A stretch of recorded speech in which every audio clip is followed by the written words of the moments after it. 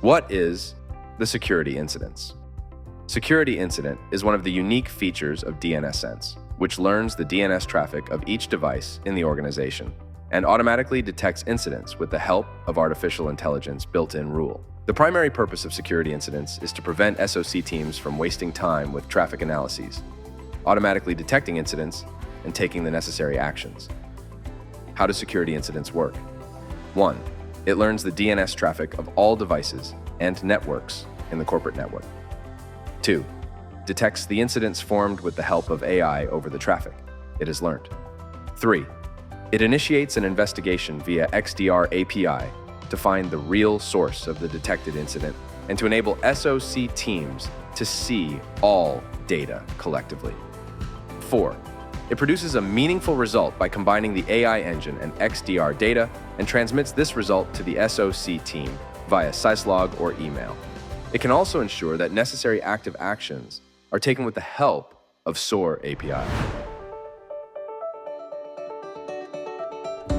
We continue to explain the unique features of DNSSense in use cases. Security incident. Use case 1, infected device and process detection. I want to ask you the following question before moving on to the use case. Do you have infected devices in your corporate network that your endpoint products cannot detect? Yes, it is an interesting question. No one can say no to this question for sure. So, if there are, what is the way to detect them? DNSSense automatically detects infected devices by analyzing DNS traffic with the help of AI. Now let's do this together. When you come to the security incident menu, you can see the various findings, types, and levels of the findings. Since we want to examine incidents related to infected machines, we select an appropriate incident. We can choose one of the malware-infected or DGA-infected incidents. After clicking, we reach the details. You can see the infected clients in the table above, and you can see the traffic that causes these clients to be reported as infected in the table below. When we click on a single client to examine it, we access this client's traffic in the table below. Here, several domains in the DGA domain category were asked. Firstly, visited by company option shows whether the domain has been asked by any device in the company before. Firstly visited by host column gives the information on whether the host has ever asked the domain. Other organizations' devices have asked for most domains, but this is the first time the host has asked for them. DNSSense has decided that the client is infected based on the data it has learned about the clients and company's traffic. It already blocks all of these malicious requests, but for a permanent solution, the process of making these requests must be found and cleaned. DNSSense automatically pulls information about the process, generating the malicious traffic from the XDR API to reduce the incident response time and save time for the SOC team. When you click Show Process, you can see the data about the process. You can access many data such as process name, path information, and hash. From the process hash, you can find out which other machines it is on. After all the collected data is made into a single meaningful unit, it is transmitted to the SOC team via syslog or email. We have completed the infected device detection use case. See you in a new use case.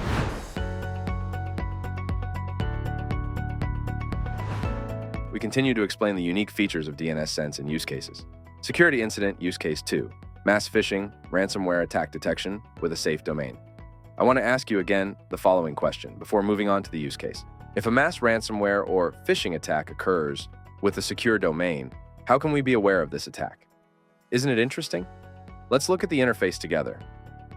When we come to the security incident menu, we see different levels of incidents related to mass traffic. As you can see, the mass phishing ransomware attack is at a high-risk level. When we click on it, we see that a large number of clients request malicious domains. For example, this phishing domain was requested by 1,116 clients. Yes, you did not hear wrong, exactly 1,116. However, the use case involved the domain that made this request, which DNSSense classified as safe. When we return to the main incident screen, we see a suspicious mass traffic incident. This incident appears to be suspicious. When we click on it, we see that a safe domain in the technology category is being requested from 26 hosts simultaneously. The table below provides the following details. We can see the clients, times, and whether the devices in the organization have made requests to this domain before. No device in the organization has made a query for this domain before. This data is the main reason why the traffic is recognized as suspicious. Looking at the issue a little deeper, we see that the request was made at 8:58 a.m.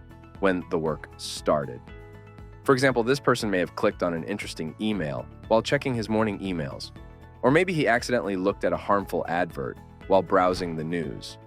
After the incident, DNSSense collected information about the process that caused the incident from the XDR API and sent it to the SOC team via syslog or email.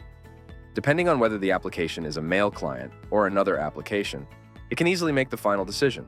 Since the domain is in the safe category, it will likely be allowed. Still, DNSSense can automatically block the domain centrally for all roaming clients and locations simultaneously through the SOAR API. Getting insight into this detail from Security Incident is easy. Thanks for listening to me, and I hope to see you in a new use case. We continue to explain the unique features of DNSSense in use cases. Security Incident Use Case number 3. Critical servers, applications hidden backdoor detection. I want to ask you the following question before moving on to the use case.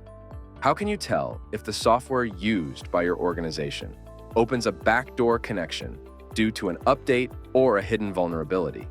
In recent years, a backdoor placed by attackers in SolarWinds Orion platform has affected tens of thousands of organizations worldwide. A new software version installed a highly sophisticated attack on the system, so well planned that the vendor realized it and detected it 10 months later. For 10 months, all updated SolarWinds Orion software in the world was connected to the command center, which caused many data leaks. Today, 100% of security vendors can easily detect this backdoor. But it would make a difference to be able to do this at the very beginning, at the first moment, is it? So, how does DNSSense protect you from this type of vulnerability?